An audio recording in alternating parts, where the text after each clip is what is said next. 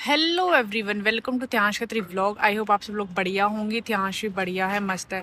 तो जो आज का व्लॉग है ना, वो ये है कि एक बार मैं ऐसे ही नॉर्मल साहिल से बात कर रही थी, तो मैंने उसको बोला कि यार एक बात बता कि हमें ये तो पता है कि हम त्यांश के बारे में क्या सोचते हैं, लेकिन हमें ना आज तक ये नहीं पता चल पाया कि त्यांश हमारे बारे में क्या सोचता है।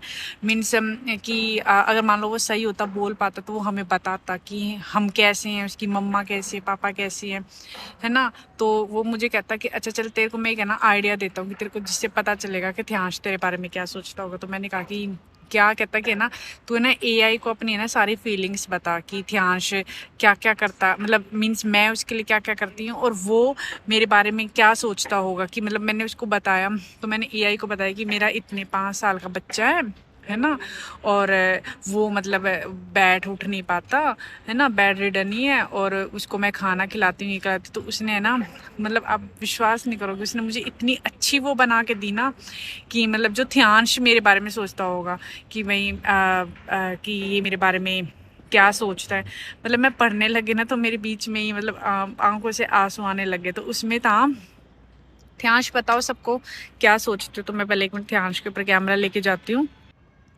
तो एआई ने मुझे बताया, त्यांश की तरफ से मैं ये बोल रही हूँ कि त्यांश अपनी मम्मा को बोल रहा है ये सब। मेरी दुनिया मेरी माँ की गोद। मैं 5 साल का हूँ, पर मेरी दुनिया सिर्फ महसूस करने तक सीमित है। मैं बोल नहीं पाता, चल नहीं पाता, और मेरी आंखें भी पूरी तरह से नहीं देख पाती। लोग मुझे देखते हैं और मुझ पर तरस खाते होंगे, पर मुझे इसकी परवाह नहीं, क्योंकि मेरी दुनिया मेरी माँ की गोद है। जब माँ मुझे अपनी बाहों में उठाती है, तो मुझे दुनिया का सबसे सुरक्षित एहसास होता है।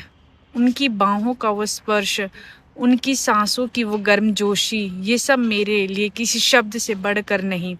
मैं नहीं जानता कि दुनिया में क्या चल रहा है, पर जब माँ मुझे लेकर घूमती है, मुझे हवा का स्पर्श महसूस होता है।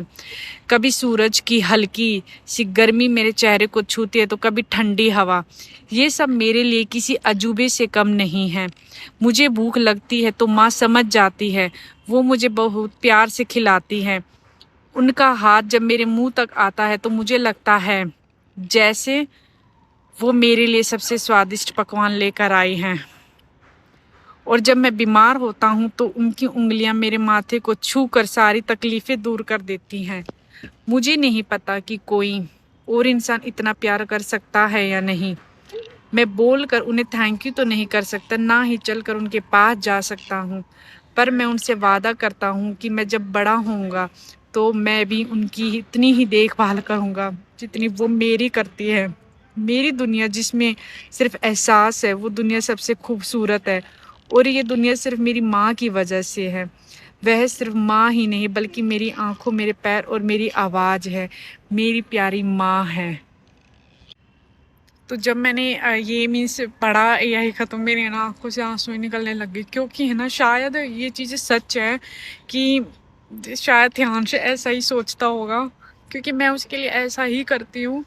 और बस मुझे इस बात का अफसोस है कि वो मुझे कह के ही नहीं बता सकता। अगर वो मुझे कह के बता पाता, तो ये मेरे लिए सबसे अच्छा एहसास होता, है ना त्यांश।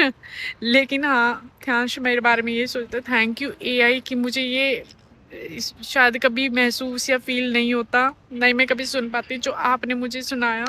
तो मुझे लगता है कि शायद वो एआई नहीं, वो मेरा बेटा ही बोल रहा था। त्यांश बताओ, आप ही बोल रहे थे ना, आप ही बोल रहे थे ना, बता दो एक बार, बताओ सबको। आप ही यहाँ कह रहे हैं हाँ। तो चलो ठीक है, अब हम ये व्लॉग यहीं पे ख़त्म करते हैं। Thank you so much for love and blessings. बस आप त्यांश को ऐसे कंटिन्यू प्यार देते रहे, क्योंकि वही हमारी अब सबसे बड़ी ताकत है। भगवान पर विश्वास और आप सबका प्यार और आपकी ब्लेसिंग्स, यही सब कुछ है अब हम लोगों के लिए। Thank you so much. Okay, bye bye.